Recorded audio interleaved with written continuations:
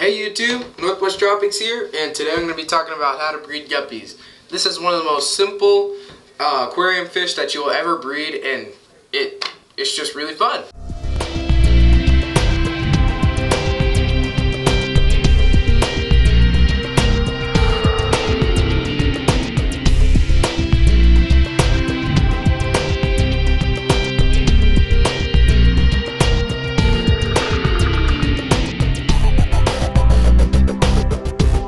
Off, a separate tank is highly recommended, but it is not exactly necessary. The reason is because guppies will pretty much readily breed in any aquarium at any time after about the age of 6 months, and that's when they are totally mature. And that is why when you do have your babies and they're 6 months old, you're going to want to separate them because you might have inbreeding problems. So anyways, getting to the actual breeding part. Nothing really special has to be done. I mean, you'll probably want a little bushy plant or a couple of hiding spaces that parents can't get in for babies to hide, but because babies will get eaten by their parents if left alone. But the easiest way to not have that happen is to get about a 5 to 10 gallon tank. If you've ever seen some mesh or something that you can stick in the bottom about halfway down, where babies can swim under, but parents can't.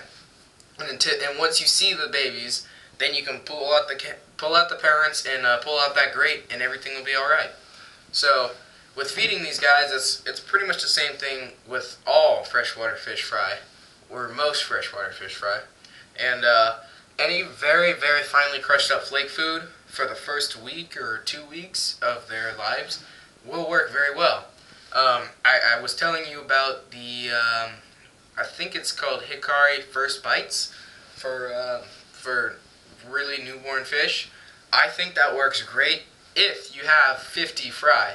If you don't, a lot of that just ends up sitting on the bottom of your tank, and it just really clouds up your water. And if you don't have enough fry to eat the whole big dust cloud of food, then that can happen. So depending on the difficulty level that you want, or depending on your skill level as a breeder, there are 2 different types of guppies. There's the fancy guppy, and they have big fan tails, and they are made really for show. And then there's just the guppy, which is, you can tell with the males because they have a streamlined tail, more streamlined body, and they aren't as good looking. They have the same colors and everything. They don't have the more fancy look as the fancy guppies. Those types of guppies are extremely easy to breed. I brought a non-fancy guppy home once, put him in a tank with 2 females, and just like that, he was all over them trying to breed. And with the fancy guppies, it takes them a while. It takes them at least 10 hours to 24 hours, sometimes even a couple days, to even be interested in breeding at all. So if you would like to have a very easy chance and very high success of breeding, I suggest getting non-fancy guppies from any fish store or Petco or anything like that. Okay, lastly, I'm going to touch bases a little more with raising the fry. So the life cycle really kind of goes like this. At about from 1 to 2 weeks old, they have extremely tiny mouths. So you got to really make sure that their food is very finely crushed, and they have to eat a lot because they're so small that their stomach's empty all the time. So even though, like, you may see big rounded tummies on bigger fish, the fry do get that, but it's gone in 2 hours. So you really got to make sure that you have like an automatic feeder setup or something, otherwise, or feed them in 2 very big bulks every day, so that way there's a little bit of food left over at the bottom that they can pick at, because guppies do that a lot. So for the first couple of weeks, that's what's going to happen. After that, they start to grow a little more, get a little more color in them instead of just white. So some of them will start to get some black spots on their tail, or some little shades of black in their tail. Those will not be their permanent colors, depending on the type of on the color of the male that you had, or the color of the female that you had. But those are the first steps to their colors, whether it's going to be orange and red or blue and green or whatever it is. Anyways, So they're going to start to develop that at that age. And by this time, you probably don't have to feed them really, really tiny food. So they can go up a little bit higher. Another supplement for their diet is crushed egg yolk. If you take a little bit of aquarium water, kind of mix it in with the egg yolk, and make some tiny, tiny little chunks, then those will work too. They're high in protein and very good. Next, for the next few weeks, till they're about a month, they can really start to get into some high quality flake food or whatever, because their mouths are much bigger at this point. And then I'd say at about a month and a half, that's when they really start to get the look of an adult guppy. And if you look at them from the top, you can start to see their brain and other things like that, because they haven't developed all their colors, so they're very transparent still. So you can see their brain.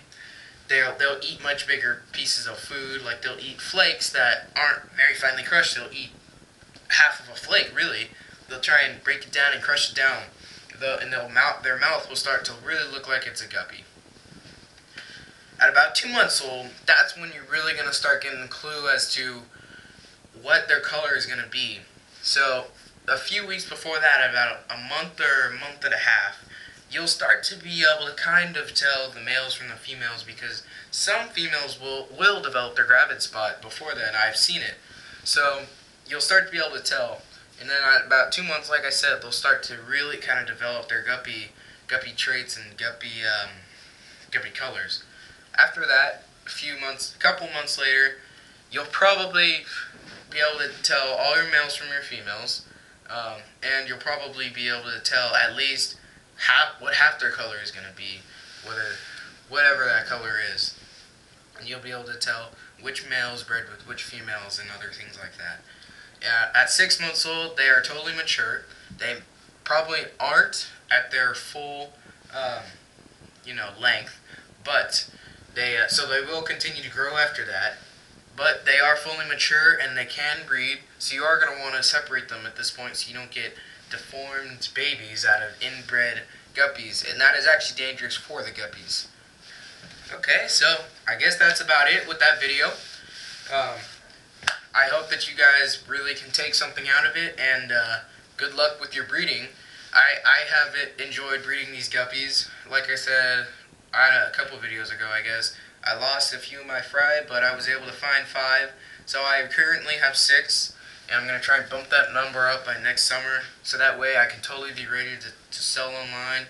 Pretty soon, though, I probably will be selling some plants online, so I'm excited for that.